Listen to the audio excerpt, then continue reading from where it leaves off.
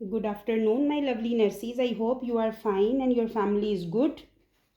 So, today our lecture is cardiogenic shock.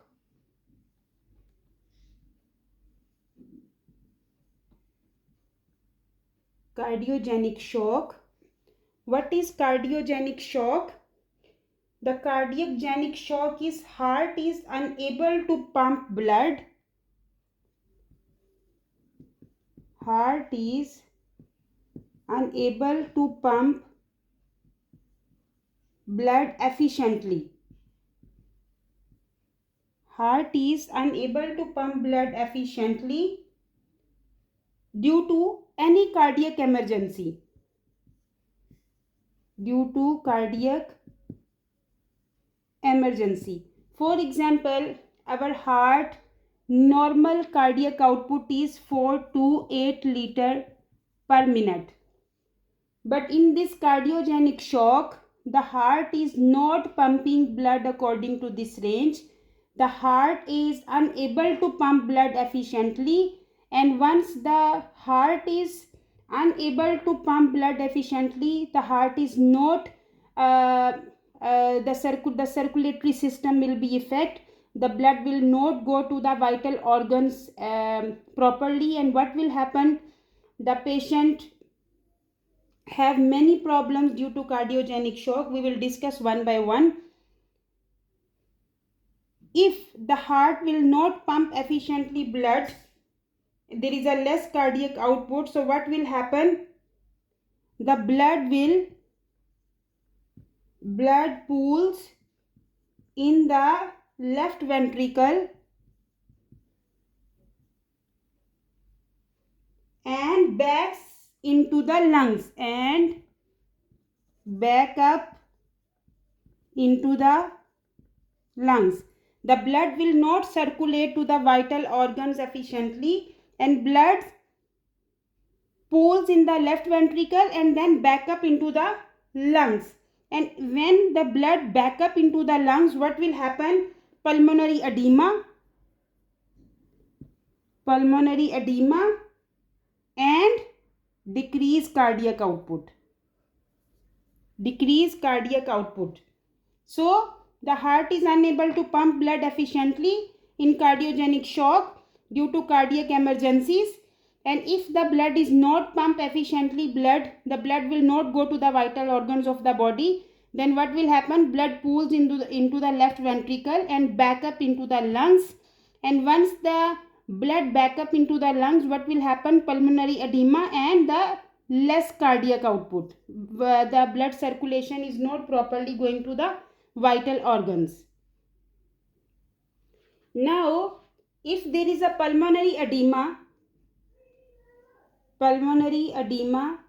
and decreased cardiac output, what will happen? The next step, there is a lack of blood to the tissues,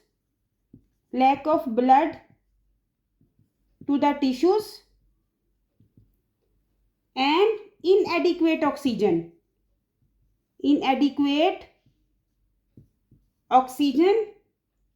And if the oxygen is inadequate, lack of blood to the tissue, what will happen? Impaired cellular metabolism.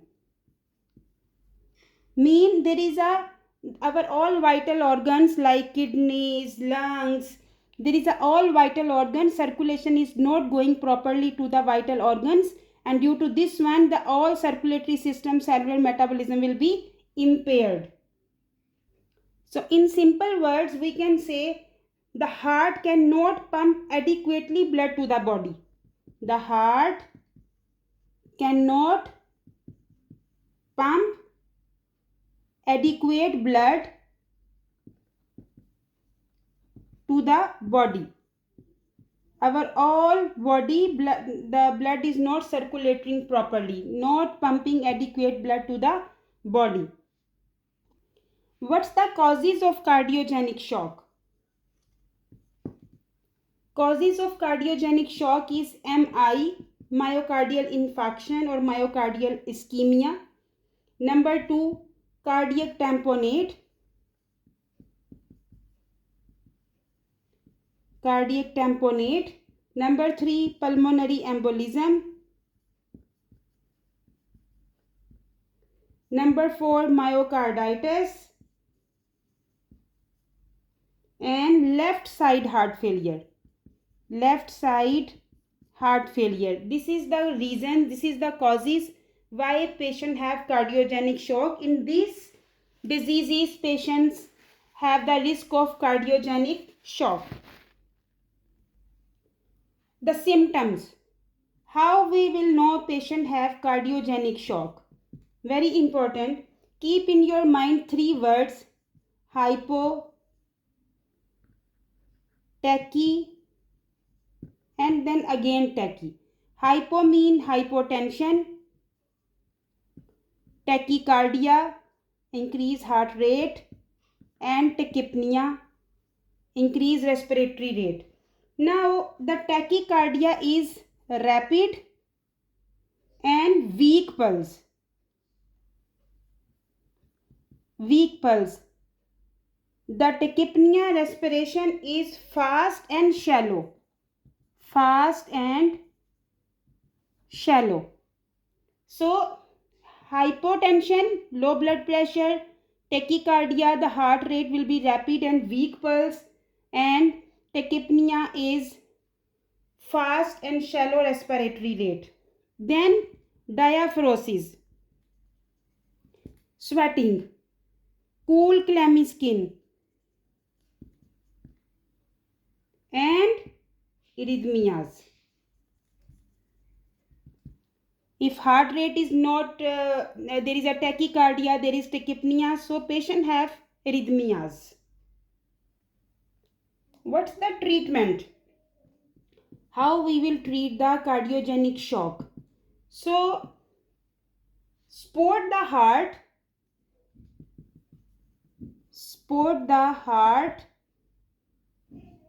until able to determine and treat the cause. For the treatment, always keep the support the heart until able to determine and treat the cause, until we will see what's the cause of the cardiogenic shock.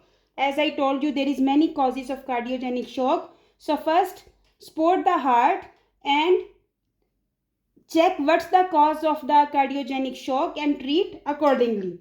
Now, for example, if the cause is MI, myocardial infarction or myocardial ischemia, what we will do? PCI. What is PCI? PCI is percutaneous coronary intervention. Percutaneous coronary intervention. What we will do is just a non-surgical procedure we are using to treat the blockage in the coronary artery. If there is a blockage in the coronary artery, we will do the is a non-surgical procedure, PCI, percutaneous coronary intervention. Or the second thing, if the cause is MI, we will CABG, the cabbage. The CABG mean the coronary artery bypass grafting. Coronary artery bypass grafting. If the cause is the myocardial infarction, either PCI or CABG, coronary artery bypass grafting, is also is called heart bypass surgery. Is a medical procedure to improve blood flow to the heart. So coronary artery bypass grafting, also called heart bypass surgery, and is a medical procedure. What will happen? It will improve the blood flow to the heart. Now, if the cause is PE, PE mean pulmonary embolism. Pulmonary embolism. If the cause is pulmonary embolism of cardiogenic shock, what we will do? We will give thrombolytics.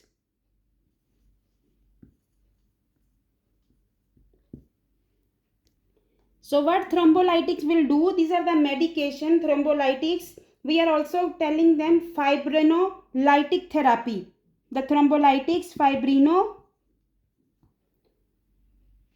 fibrinolytic therapy. Why we are using to break down of blood clots. If there is a clots in the vessels, the blood vessels, we are using thrombolytics medication to break down the blood clots. Now, if the cause is tamponade, what we will do?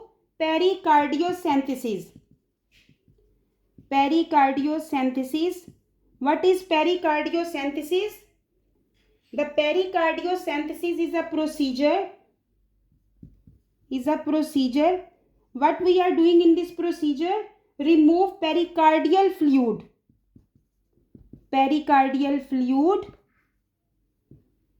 To remove from the pericardial sac.